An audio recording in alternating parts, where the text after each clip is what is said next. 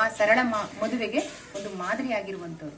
ನೀವು ಆತರ ಸಾಕಷ್ಟು ಸುಚೇತಾ ಕೃಪಲಾನಿ, ಜೆ.ಬಿ. ಕೃಪಲಾನಿ, ದಾಕ್ಷಾಯಿಣಿ ಮತ್ತು ವೇಲಾಯುಧನ್ ಎಷ್ಟು ಬೇಕು, 100 ಅಲ್ಲ 1000 ಗಟ್ಟಲೆ ಉದಾಹರಣೆಗಳು ನಮಗೆ ಸಿಗ್ತವೆ. ನಾವು ತುಂಬಾ ದೂರ ಹೋಗೋದು ಬೇಡ. ಇಲ್ಲೇ ನಮ್ಮ ಸುತ್ತಮುತ್ತ ಹುಬ್ಬಳ್ಳಿಯಲ್ಲಿ ಹುಟ್ಟಿದಂತಹ ಕನ್ನಡದ ಒಬ್ಬ ದಾರ್ಶನಿಕ, ಹಿ ವಾಸ್ ಸೋ ಪ್ರಾಫೆಟಿಕ್. ಅವ್ರು ಹೇಳಿರುವಂತಹ ಪದಗಳಲ್ಲಿ ಇವತ್ತಿಗೂ ಅಂತ ಒಂದು ಶಕ್ತಿ ಇದೆ.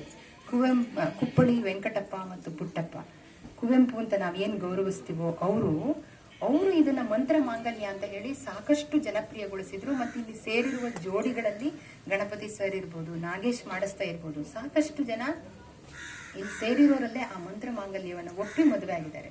ಮತ್ತೆ ಆಗ್ಲೇ ಸರ್ ಹೇಳ್ದಂಗೆ ಆ ರೀತಿಯ ಮದುವೆ ಆಗಿದ್ರೂ ಸಹ ಉಳಿದವರು ಹೆಂಗೆ ಜೀವನನ ಮಾಡ್ತಾ ಇದ್ದಾರೋ ಹಂಗೇ ಬಾಳ್ವೆನ ಮಾಡ್ತಾ ಇದ್ದಾರೆ. ಸೊ ಈ ಎಲ್ಲ ಒಂದು ದೊಡ್ಡ ಪರಂಪರೆ ನಿಮ್ಮ ಹಿಂದೆ ಇದೆ ಸುಧೀರ್ ಮತ್ತು ಕಾವ್ಯ. ಸೊ ಈ ತರ ಆಗ್ತಾ ಇರುವ ಮದುವೆ ಮೊದಲನೇ ಮದುವೆ ಅಂತೂ ಅಲ್ಲ, ಮತ್ತು ಖಂಡಿತವಾಗಿ ಕೊನೆಯ ಮದುವೆ ಅಂತೂ ಅಲ್ಲ. ನಾನು ಆಗ್ಲೇ ಹೇಳ್ದಂಗೆ ಇಲ್ಲಿ ಸೇರಿರೋ ತುಂಬಾ ಜನ ಯಂಗ್ಸ್ಟರ್ಸ್ ಇದೇ ತರ ಮದುವೆ ಆಗ್ತಾರೆ ಡೆಫಿನೆಟ್. ಮತ್ತೆ ಅದಕ್ಕೆಲ್ಲ ಪುರೋಹಿತರಾಗಿ ಕಾವ್ಯ ಮತ್ತೆ ಸುಧೀರು, ಸುಪ್ರೀತಾ, ಕೃಷ್ಣಮೂರ್ತಿ ಎಲ್ಲ ಹೋಗ್ಬೇಕಾಗೋ ಟೈಮ್ ಬರ್ಬೋದು. ಅಂತ ಒಂದು ಕಾಲ ಬರ್ಲಿ ಅನ್ನುವ ನಿರೀಕ್ಷೆಯಲ್ಲೇ ನಾವು ನಿಜವಾಗಿ ಇದೀವಿ. ಮತ್ತೆ ಮದುವೆ ಆಚರಣೆಗಳು ಅಂತ ನಾವೇನ್ ಮಾಡ್ತೀವಲ್ಲ, ತುಂಬಾ ಜನರಿಗೆ ಅಲ್ಲಿ ಏನ್ ಆಚರಣೆ ನಡೀತಾ ಇದೆ ಅಂತಾನೆ ಗೊತ್ತಾಗಲ್ಲ. ಒಂದಷ್ಟು ಮಂತ್ರಗಳು, ಒಂದಷ್ಟು ಅಕ್ಕಿ ಹಾಕೋದು, ಸ್ವಲ್ಪ ಹೋಮ ಇದಾಗುತ್ತೆ, ಸ್ವಲ್ಪ ಹೊಗೆ ಸುತ್ಕೊಳ್ಳುತ್ತೆ, ಸರಬರ ಸೀರೆ, ಅವ್ರು ಎಂತ ಸೀರೆ ಉಟ್ಕೊಂಡಿದ್ದಾರೆ, ಎಂತ ಬ್ಲೌಸ್ ಹೊಲಿಸ್ಕೊಂಡಿದ್ದಾಳೆ, ಎಷ್ಟೆಷ್ಟು ತೊಲದ ಬಂಗಾರ ಹಾಕಿದ್ದಾರೆ, ಹುಡುಗಿಗೆ ಎಷ್ಟು ತೊಲ ಹಾಕಿದ್ದಾರೆ, ಹುಡುಗಂಗೆ ಎಷ್ಟು ತೊಲ, ಅವನ ಕೈಲಿರೋದು ಎಷ್ಟು, ಎಲ್ಲಿಂದ ತಂದಿರ್ಬೋದು ಈ ಸೀರೆ. ಅರೆ ಈ ತರದ್ ನಾನು ನೋಡೇ ಇರ್ಲಿಲ್ಲ. ಮುಂದೆ ನಾನು ಯಾರೋ ಅಕ್ಕನ ಮಾವನ ಮೊಮ್ಮಗಳ ಮದುವೆಗೆ ಇಂಥದ್ದೇ ಒಂದು ಸೀರೆ ಉಟ್ಕೋಬೇಕು.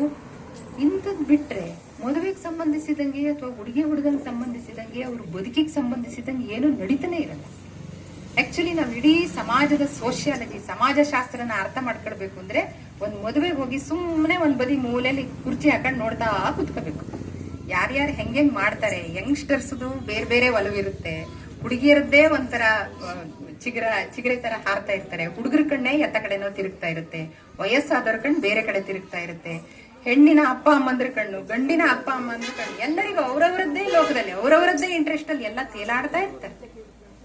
ಆದ್ರೆ ಆ ತೇಲಾಡೋದಕ್ಕೆ ಕೊಡ್ಬೇಕಾಗಿರುವ ಟೆನ್ಷನ್, ಮಾಡ್ಬೇಕಾಗಿರುವ ಖರ್ಚು ಎಷ್ಟು, ಮತ್ತೆ ಅದು ಅವಶ್ಯನಾ, ಇದನ್ನ ನಾವು ಯೋಚನೆನೆ ಮಾಡ್ತಾ ಇರಲ್ಲ. ಇದ್ರ ಮಧ್ಯ ನಿಜವಾಗಿ ಮದುವೆ ಆಚರಣೆ ನಡೆಯುತ್ತಲ್ಲ, ಹಂಗಂದ್ರೆ ಏನು ಅಂತಾನೆ ನಮಗೆ ಮರ್ತು ಹೋಗ್ಬಿಟ್ಟಿರುತ್ತೆ. ನಿಜವಾಗಿ ನಾವು ಹುಡುಗ 7 ಹೆಜ್ಜೆನ ಕ್ರಮಿಸ್ತಾರಲ್ಲ, ನಾವು ಸಪ್ತಪದಿ ಅಂತ ನಾವೇನ್ ಹೇಳ್ತೀವಲ್ಲ, ಆ ಸಪ್ತಪದಿ ಅಂದ್ರೆ ಏನ್ ಗೊತ್ತಾ? ನಾನು ನೀನು ಬಾರೋ 7 ಹೆಜ್ಜೆ ನಿಡೋಣ ಅಂತ ಹೇಳಿ ಹುಡುಗ ಕೈ ಹಿಡ್ಕೊಂಡು ಅನ್ನಕ್ಕಾಗಿ, ಶಕ್ತಿಗಾಗಿ, ಸಂಪತ್ತಿಗಾಗಿ, ಸುಖ ಸಂತೋಷಕ್ಕಾಗಿ, ಪರಿವಾರದ ಶ್ರೇಯೋಭಿವೃದ್ಧಿಗಾಗಿ, ಆರೋಗ್ಯ ಆಯುಷ್ಯಗಳಿಗಾಗಿ ಮತ್ತು ಸ್ನೇಹಕ್ಕಾಗಿ, ಈ 7 ಕಾರಣಗಳಿಗೋಸ್ಕರ ನಾವು ಪ್ರಮಾಣ ಮಾಡ್ತಾ ನಾನು ನೀನು ಬೆಂಕಿ ಸುತ್ತ, ನೀರಿನ ಸುತ್ತ, ಹಾಲಿನ ಸುತ್ತ ಸುತ್ತುವರಿಯೋಣ ಅಂತ ಹೇಳದೆ ಸಪ್ತಪದಿ. ಇದನ್ನ ನಾವು ಸಂಸ್ಕೃತದಲ್ಲಿ ಓಂ ಈಶ ಏಕಪದಿ ಭವ, ಮತ್ತೊಂದು ಹಿಂಗೆ ದ್ವಿಪದಿ ಈ ಭವ, ತ್ರಿಪದಿ ಈ ಭವ ಅಂತ ಹೇಳಿ ನಮ್ಗೆ ಸಂಸ್ಕೃತದಲ್ಲಿ ಹೇಳ್ಬಿಟ್ರು, ಓಹೋ ಏನೋ ಒಂದು ಹೇಳ್ಬಿಟ್ರಪ್ಪ, ನಮ್ದು ತುಂಬಾ ಸಾಲೆಮ್ನೈಸ್ ಆಗೋಯ್ತು ಅಂತ ತಿಳ್ಕೊಂಡಿ. ಅದರ ನಿಜವಾದ ಅರ್ಥ ಇದೆ. ಅನ್ನಕ್ಕೆ, ಶಕ್ತಿಗೆ, ಸಂಪತ್ತಿಗೆ, ಸುಖ ಸಂತೋಷಕ್ಕೆ, ಪರಿವಾರ ಶ್ರೇಯೋಭಿವೃದ್ಧಿಗೆ, ಆರೋಗ್ಯ ಆಯುಷಗಳಿಗೆ ಮತ್ತು ಸ್ನೇಹಕ್ಕೋಸ್ಕರ ನಾವಿಬ್ರು ಇನ್ಮೇಲೆ ಒಟ್ಟಾಗಿ ಬದುಕೋಣ. ಎಷ್ಟು ಚೆನ್ನಾಗಿಲ್ವಾ? ಮದುವೆ ಆಗದೆ ಇರೋರಿಗೆ ಚೆನ್ನಾಗಿಲ್ಲನಪ್ಪ? ಎಷ್ಟು ಚೆನ್ನಾಗಿದೆ. 7 ಉದ್ದೇಶಗಳು ತುಂಬಾ ಚೆನ್ನಾಗಿದೆ. ಆದ್ರೆ ಭಟ್ರಿಗೂ ಅದರ ಅರ್ಥ ಗೊತ್ತಿದೆಯೋ ಇಲ್ಲ ನಂಗೆ ಗೊತ್ತಿಲ್ಲ, ಕೇಳೋರಿಗಂತೂ ಯಾರಿಗೂ ಅದರ ಅರ್ಥ ಏನು ಅಂತಾನೆ ಗೊತ್ತಿರಲ್ಲ, ಸುಮ್ಮನೆ ಸುತ್ತೋರಿ. ಮತ್ ಯಾಕಲ್ಲಿ ಬೆಂಕಿ ಬಂತು ಅಂದ್ರೆ, ನಾವು ಪಂಚಭೂತಗಳನ್ನ ನಂಬಿದಂತವರು. ಮುಂಚೆನ ಆರ್ಯ ಸಮಾಜದ ಮದುವೆಗಳಲ್ಲಿ, ಮುಂದೆ ಅದನ್ನು ಒಂದು ಮಾನವ ಮಂಟಪದ ಮದುವೆಗಳಲ್ಲಿ ತಗೊಂಡಿದ್ದಾರೆ ಸರ್. ಮಂತ್ರ ಮಾಂಗಲ್ಯದಲ್ಲಿ ಮಾಡಬಹುದು. ಅವರು ಮಂಟಪದ ವಿಶೇಷ ಏನು ಅಂದ್ರೆ, ಮಂಟಪಕ್ಕೆ ಮೇಲ್ಗಡೆ ಹಾಕುದಿಲ್ಲ, ಓಪನ್ ಮಂಟಪ ಇರ್ಬೇಕು. ಯಾಕೆಂದ್ರೆ ಆಕಾಶ ಇದೆಯಲ್ಲ, ಅದು ನಮ್ಮ ಅಂದ್ರೆ ಈ ಆಕಾಶ ಭೂಮಿಗಳ ಸಾಕ್ಷಿಯಾಗಿ ನಾವು ಮದುವೆ ಆಗ್ತಾ ಇದೀವಿ. ಇದನ್ನ ಯಾಕೆ ಮುಚ್ಚಿಟ್ಕೊಳ್ಬೇಕು? ಒಂದು ಆತರ ಬಿಸಿಲು, ಮಳೆ, ನೆರಳು ಎಲ್ಲ ಇರುವಂತಹ ಒಂದು ಇದನ್ನ ಪ್ರದೇಶವನ್ನ ಹುಡುಕಿ ಓಪನ್ ಇಟ್ಟಿರ್ತಾರೆ ಮಂಟಪ.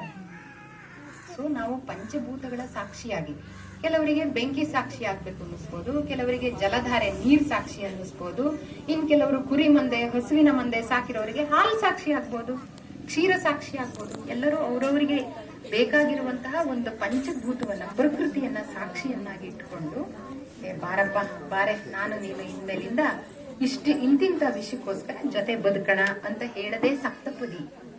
ನಾವು ರಾಮಾಯಣದಲ್ಲಿ ಸೀತೆ ರಾಮ ಮದುವೆ ಆಯ್ತು ಅಂತ ನೋಡ್ತೀವಲ್ಲ, ಸೀತೆಗೆ ತಾಳಿ ಕಟ್ತಾ ಅಂತ ಯಾವ್ದಾದ್ರು ರಾಮಾಯಣದಲ್ಲಿ ಬರ್ದಿದ್ಯಾ?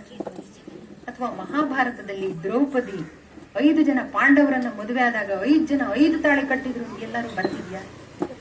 ತಾಳಿ ಕಟ್ಟದು ಅನ್ನೋದು ನಾವು ಮಾಡ್ಕೊಂಡಿರುವ ಸೃಷ್ಟಿ. ನಿಜವಾಗಿ ಮದುವೆಯ ಮೂಲ ಇದಿರದೆ ಹಾರವನ್ನ ಬದಲಾಯಿಸಬೇಕು. ಗಾಂಧರ್ವ ವಿವಾಹ ಅಷ್ಟೇ ಅಲ್ಲ, ಎಲ್ಲ ವಿವಾಹಗಳಲ್ಲೂ ತುಂಬಾ ಮುಖ್ಯವಾಗಿರೋದು ಹಾರವನ್ನ ಬದಲಾಯಿಸ್ಕೊಳ್ಳೋದು. ಜೊತೆಗೆ ಇಷ್ಟ ಇದ್ರೆ ಓಕೆ, ನಂಗೆ ಕರಿಮಣಿ ಅಂದ್ರೆ ತುಂಬಾ ಇಷ್ಟ, ಒಂದ್ ಕರಿಮಣಿ ಹಾಕೊಂಡ್ರಾಯ್ತು, ಬೇಕಾಗಿರೋರು ಅದಕ್ಕೆ ಕೆಳಗೆ 2 ಇಳಿ ಬಿಟ್ಕೊಂಡ್ರಾಯ್ತು, ಬೇಡ ಅಂದ್ರೆ ಬಿಟ್ರಾಯ್ತು. ಆದ್ರೆ ಈಗ ಹೆಂಗಾಗ್ಬಿಟ್ಟಿದೆ ಅಂದ್ರೆ, ನೀವು ಕರಿಮಣಿ ಹಾಕೊಂಡ್ರಷ್ಟೇ ಮದುವೆ ಆಗಿರೋರು, ಮತ್ತೆ ನೀವು ಕರಿಮಣಿ ಹಾಕೊಂಡ್ರಷ್ಟೇ ಅದ್ರ ಕೆಳಗಡೆ ಇರೋ ತಾಳಿಗೆ ಅರಿಶಿನ ಕುಂಕುಮ ಏರ್ಸಕ್ಕೆ ನೀವು ಮುತ್ತೈದೆ ಅಥವಾ ವಿಧವೆ ಅನ್ನೋದು ಗುರ್ಸದೇ ಇದಕ್ಕೋಸ್ಕರ. ಸೊ ಅದನ್ನೇ ನಮಗ್ ಬೇಕಾದ್ರೆ ಹಾಕಬಹುದು, ಬೇಡ ಅಂದ್ರೆ ಬಿಡಬಹುದು. ಈ ಎಲ್ಲಾ ಸ್ವಾತಂತ್ರ್ಯವನ್ನ ಸುಧೀರ್ ಮತ್ತು ಕಾವ್ಯ ತಗೊಂಡಿದ್ದಾರೆ. ಅವರಿಗೆ ತಾವು ಇಬ್ರು ಬಾಳ ಸಂಗಾತಿಗಳು ಅಂತ ಹೇಳಕ್ಕೆ ಇಂಥದಿರ್ಲಿ ಇಂಥದ್ ಬೇಡ ಅಂತ ಅವರೇ ನಿರ್ಧಾರ ಮಾಡಿದ್ದಾರೆ. ಯಾಕೆಂದ್ರೆ ಬದುಕ್ಬೇಕಾಗಿರೋರು ಅವರು, ಹುಡುಗಿ ಹುಡುಗ ಜೊತೆಗೆ ಬದುಕ್ಬೇಕಾಗಿರೋರು. ಹಂಗಾಗಿ ಅವರು ಯಾವ ರೀತಿಯಾಗಿ ತಾವು ಒಟ್ಟಾಗಿ ಇನ್ ಮುಂದೆ ಹೋಗ್ತೀವಿ, ಯಾವ ವಿಧಾನ ನಮಗ್ ಬೇಕು ಅಂತ ಅವರು ನಿರ್ಧಾರ ಮಾಡಿದಾರೋ ಆ ನಿರ್ಧಾರವನ್ನ ಇವಾಗ ನಾಗೇಶ್ ಸರ್ ನಿಮ್ ಮುಂದೆ ಹೇಳ್ತಾರೆ. ಅವರಿಬ್ರು ಇನ್ಮೇಲೆ ಅಷ್ಟನ್ನ ಹೇಳುವ ಮೂಲಕ ನಾವಿಬ್ರು ಬಾಳ ಸಂಗಾತಿಗಳು ಅಂತ ಕೂಡ ಹೇಳಲಿದ್ದಾರೆ. ಮತ್ತೆ ಇನ್ನೊಂದು ಇದರಲ್ಲಿರೋ ವಿಶೇಷ ಏನು ಅಂತಂದ್ರೆ, ಇದೊಂದು ಪ್ರೇಮ ವಿವಾಹ. ನನಗೆ ಪ್ರೇಮ ವಿವಾಹದ ಬಗ್ಗೆ ತುಂಬಾ ಗೌರವ ಇದೆ. ನಮ್ಮ ಅಮ್ಮ ಅಪ್ಪ ಪ್ರೇಮ ವಿವಾಹ ಆಗಿರೋದು, ನಾನು ಮತ್ತೆ ನನ್ನ ಬಾಯ್ ಫ್ರೆಂಡ್ ಪ್ರೇಮ ವಿವಾಹ ಆಗಿರೋದು. ನನ್ನ ಇಬ್ರು ಹೆಣ್ಮಕ್ಳಿಗೂ ನಾವು ಹೇಳಿದ್ವಿ, ನಿಮ್ಮ ಬಾಳ ಸಂಗಾತಿಗಳನ್ನ ನೀವೇ ಆಯ್ಕೆ ಮಾಡ್ಕೊಳ್ಳಿ. ಅವ್ರು ಯಾವ ಜಾತಿ, ಯಾವ ಧರ್ಮ, ಯಾವ ಕೆಲಸ ಮಾಡೋರಾದ್ರೂ ಪರವಾಗಿಲ್ಲ, ಆದ್ರೆ ನಿಮ್ಮ ಸಂಬಂಧ ಲಾಂಗ್ ಟರ್ಮ್ ರಿಲೇಶನ್ಶಿಪ್ ಆಗಿರಬೇಕು, ದೀರ್ಘಕಾಲದ ಸಂಬಂಧ ಆಗಿರಬೇಕು, ಘನತೆಯ ಸಂಬಂಧ ಆಗಿರಬೇಕು. ಇವತ್ತು ನಾವಿಬ್ರು ಒಟ್ಟಿಗೆ ಇರ್ತೀವಿ, ನಾಳೆ ಬೇಡ ಟಾಟಾ ಬೈ ಬೈ ಅನ್ನೋದಲ್ಲ. ನೀವು ಯೋಚನೆ ಮಾಡಿ, you take 4 years, 5 years, 10 years time ತಗೊಳ್ಳಿ, ಏನು ಅವಸರ ಇಲ್ಲ. ನಾವಿಬ್ರು ಒಟ್ಟಿಗೆ ಬದುಕಬಹುದು ಅನ್ನಿಸ್ತವಾಗ ನೀವು ಬಾಳ ಸಂಗಾತಿಗಳಾಗ್ಬೋದು. ಆ ರೀತಿಯಾಗಿ ನನ್ನ ಮೊದಲ ಮಗಳು ಸಹ, ಅವಳು ಅವನು ಇಬ್ರು ಒಂದೇ ದಿವಸ ಹುಟ್ಟಿದವರು. ನನ್ನ ಮಗಳು ಮತ್ತೆ ಹಳಿ ಆಗಿರುವಂತ ಒಂದೇ ದಿವಸ ಹುಟ್ಟಿದವರು. ಅವ್ನು 2:15 ಹುಟ್ಟದ, ಇವಳು 5 ಗಂಟೆಗೆ ಹುಟ್ಟಿದ್ಲು. ಒಂದೇ ಆಸ್ಪತ್ರೆಯಲ್ಲಿ ಹುಟ್ಟಿದ್ರು, ಒಂದೇ ಕ್ಲಾಸಲ್ಲಿ 1ನೇ ಕ್ಲಾಸಿಂದ 10ನೇ ಕ್ಲಾಸ್ ತನಕ ಜಗಳ ಮಾಡ್ಕೊಂತ ಬೆಳೆದು, ಅವನು ಕಾಮರ್ಸ್ ಲೈನ್ ತಗೊಂಡು MBA ಮಾಡ್ದ, ಇವಳು ಸೈನ್ಸ್ ತಗೊಂಡು MBBS MD ಮುಗಿಸಿದ್ಲು. ಅವರಿಬ್ರು ಇದೇ ರೀತಿಯಾಗಿ ಮದುವೆ ಆಗಿ ಈಗ ಚೆನ್ನಾಗಿದ್ದಾರೆ, ಒಂದು ಅಂತರ್ಜಾತಿ ಮದುವೆ ಆಗಿ ಚೆನ್ನಾಗಿದ್ದಾರೆ. ಇನ್ನೊಬ್ಳು ಮಗಳು ಇಷ್ಟ ಇದ್ರೆ ಮದುವೆ ಆಗ್ಬೋದು, ನೀನು ಒಂಟಿಯಾಗಿ ಕಳಿತೀನಿ ಇದ್ರೆ okay fine, it is your decision. ಹೊಸ ತಲೆಮಾರಿದೆಯಲ್ಲ, ಅದು ಅವರ ದಾರಿಯನ್ನ ಅವರು